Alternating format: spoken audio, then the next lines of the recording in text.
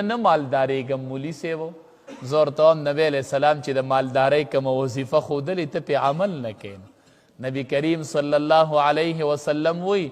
چې څه درله الله درکړي دي په دې رضا شه نو ته په هغې رضا کېږي ته خو بل ته ګورې او د دومره وګټلې او د دومره وګټلې او دا به څه چل کېږي نو مړ به شي خو مالدار به نه شي او چې د الله په تقسیم صبر کوي چې ماله الله څه راکړي دي دا پوره دي با تکن اغنى الناس تب مالدار شي تب ټول دنیا کې غنی شي غنی خو په دې باندې عمل کوه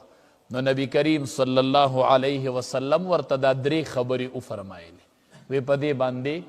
عمل کوه دا مختصر نصیحت نبی کریم صلی الله علیه وسلم وفرمایل وی پنځه سیزونه د پنځو نه مخکې غنیمت وګڼئ پنځه سیزونه د پنځو نه مخکې غنیمت وګڼئ اول یې پکې وي ځواني غنیمت وګڼئ مخکې د بوډاوالي نه چې ځواني الله درکړې ده نو دا د بوډاتوب نه مخکې غنیمت وګڼه دا لوی غنیمت دی نن کولی شي او سبا به بوډۍ بیا به نشي کولی نو دا ځواني نن غنیمت وګڼه ګورې دویمه خبره یې وکړله وی صحت چې دی روغ وجود روغ صحت دا غنیمت وګڼه مخکې د بیماری نه چې نن روغ نو دا روغتیا دی غنیمت وګڼه سبا به داسې وخت راشي چې مونځ به په ولاړه نشي کولی داسې وخت به راشي چې د رمضان روجې به نشي نیولی بیا به فدیې ورکوي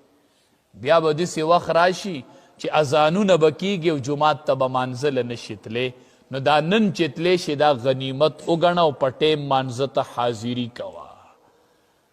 دریم نبی کریم صلی الله علیه وسلم ورته وفرمیل وی مالداری مخکې د غریبۍ نه غنیمت وګڼه چې مالدار یې که نه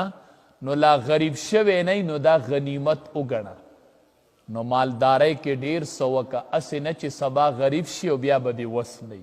نو چې مالدار او در سره شته دی نو ورې که د الله په رضا باندې ورې که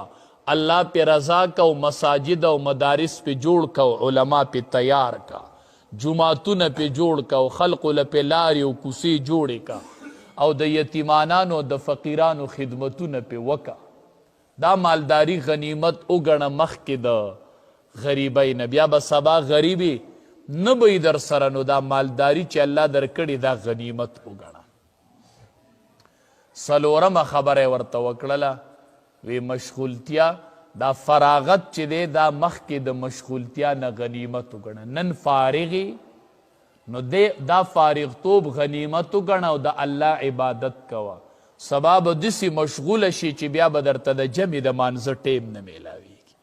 نو چې فارغ نو دا پراختیا مخکې د مشغولتیا نه غنیمت وګڼه پنځمه خبره یې ورته وکړله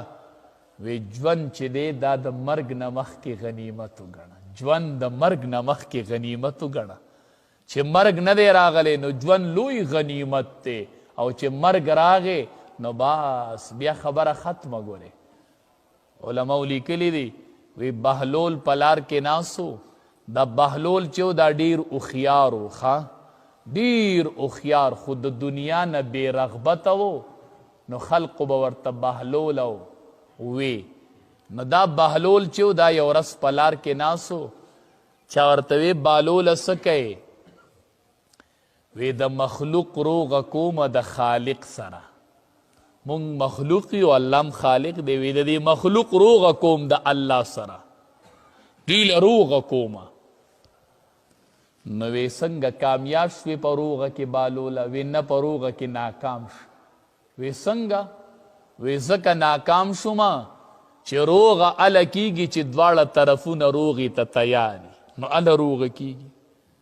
وی روغه کې ځکه ناکام شوم چې یو طرف روغې ته نه دی تیار وی بهلوله کم طرف روغې ته نه دی تیار وی نن الله روغې ته تیار دی خو دا مخلوق د الله سره روغه نه کوي الله روغه کوي خو مخلوق وی روغه نه کومه زه وامه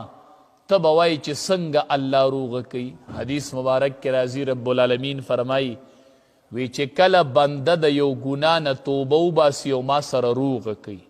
چې توبه وباسي نو وایي دا ګناه چې دا زه د ده د لاس خپو نه یېره کمه، د هغې ځمکې په کم ځای چې یې کړې د هغه ځای نه یېره کمه